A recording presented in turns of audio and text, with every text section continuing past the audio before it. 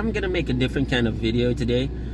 Instead of doing a review inside the studio, I'm going to take the S20 FE 5G out for a real-world test. There must be a reason why Android Authority gave this phone their Editor's Choice Award for 2020, and also there must be a reason why MKBHD gave this phone the Phone of the Year award.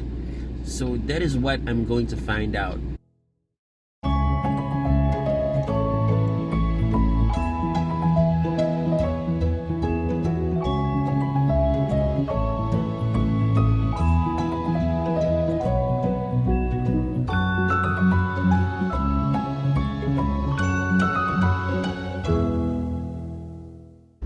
So I've only been using the phone for navigation for about 30 minutes. That's it, because I was driving. I have not used the phone for anything else. So first stop, lunch.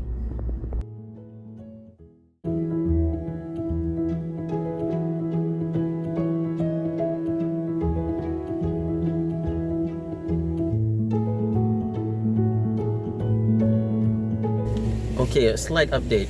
I noticed that if you want to use 24 FPS in video recording mode, you can only get that frame rate if you use the Pro Video mode. The normal video mode only allows you to choose between 30 and 60 FPS.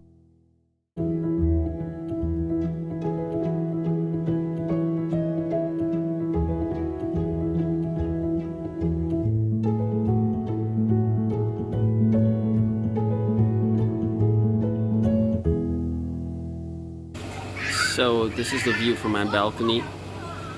Just look at those hills. Beautiful, isn't it?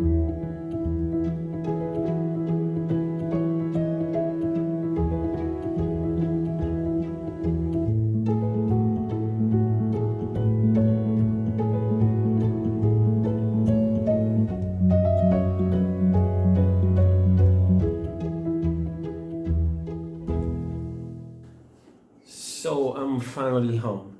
It was a super tiring day and I went to a lot of places.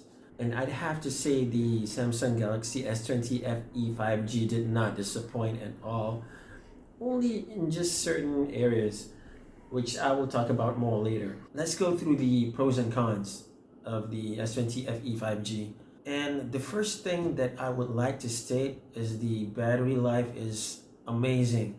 I was able to get about 6 hours and 58 minutes of screen on time with 3 hours and 43 minutes of using Waze. That is 3 hours and 43 minutes of using navigation. And I was able to last up until 11:38 p.m. with about 7% left in the battery. And about the performance is amazing as expected of the Snapdragon 865 processor. Switching between apps is fluid and there was no stutters. It was amazing. The next pro that I would like to talk about is the 120 Hz OLED display. It is very fluid, very smooth, and it was visible in direct sunlight. As for the cameras are not great, but good enough. I did have some issues in terms of the consistency between the lenses. I actually recorded a video showing this. In this video, you can see that I'm switching from the main lens to the ultra-wide lens. And then from the ultra-wide lens, I changed it to the telephoto lens. And you can see the telephoto lens changed color. In terms of build quality, it doesn't really bother me that much that the S20 FE 5G has a plastic back, because I use a case with all my phones, and when I use a case, I don't really feel that plastic texture at the back of my phone. Yeah, so it's not an issue.